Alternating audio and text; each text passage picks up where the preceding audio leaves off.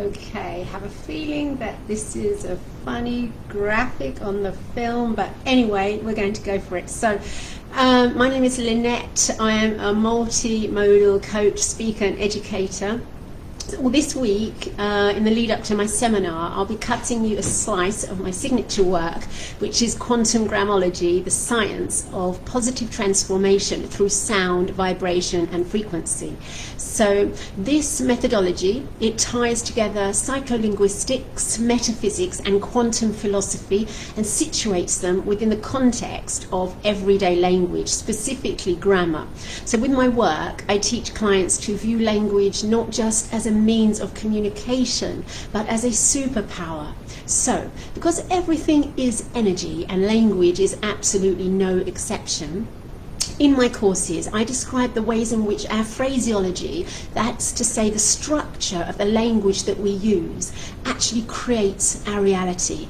And as we begin to understand language as a faculty, as a tool, as an instrument, we realize that we are essentially facilitators and composers of an infinite orchestration that pervades all time and space. So then the subjects that I'll explore with you this week will include self-talk, managing the internal narrative that plays inside our minds throughout the day, and how we can orient that towards positive actualization.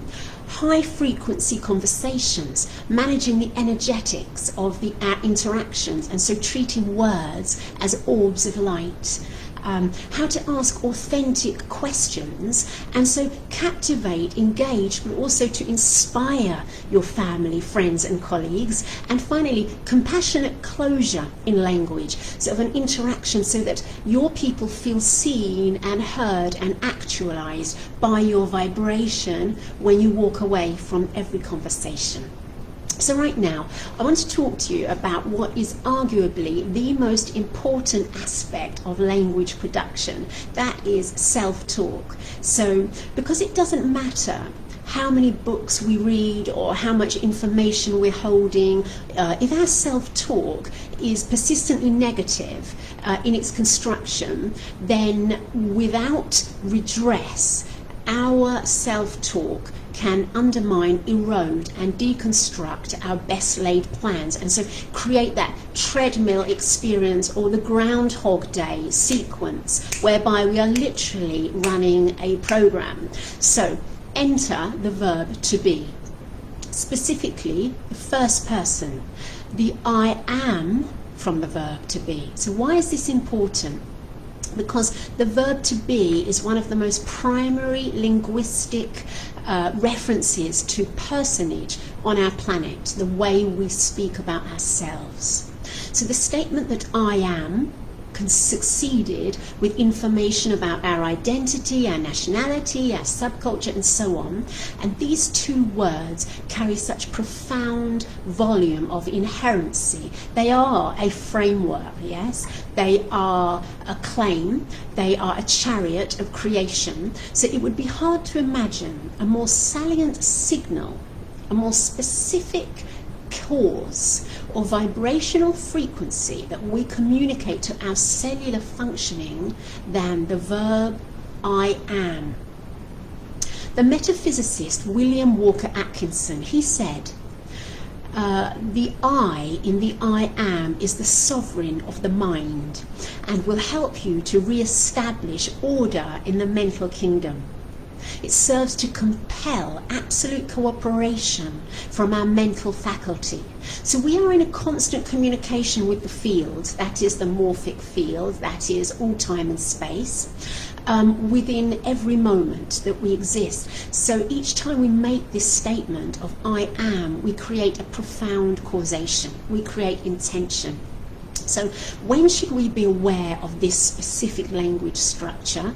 Immediately our day begins. First thing, no kidding, first thing in the morning. So due to the triune heritage of our brain structure, we still carry the biology which corresponds to hypervigilance and life preservation. So this means then that when we wake up in the morning, often we may hear or experience a deluge of doubts, questions or negative assertions. So the brain has been at rest And now, as it recognizes that you're moving into a new time frame, it begins to question your intention.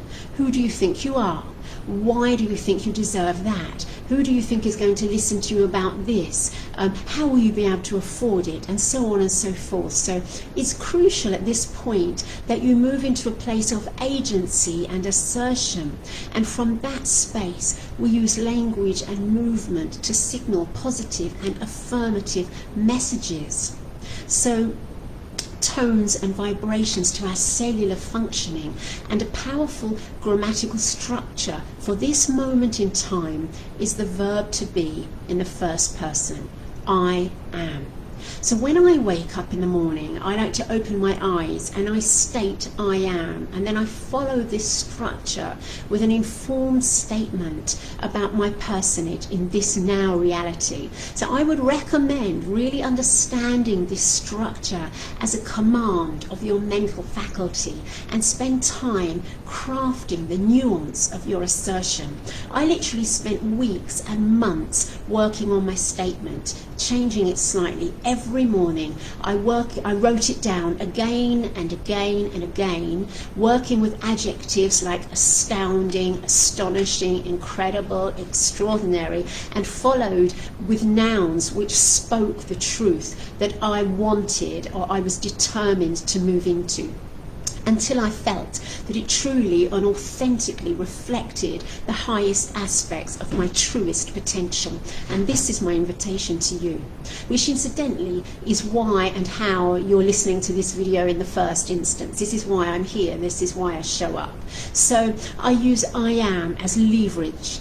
So if you are working to elevate your mindset and reinstall a sense of your greatness and your boundless potential, however, be mindful it's not enough to state that I am energetic, I am rich, I am getting better. Your cellular functioning needs, and your subconscious, they need to understand the end result of that which you have courageously chosen to be. So give that state personality, attributes and characteristics which signal the type of person that is the sum total result of those desires, of that which you have chosen to become.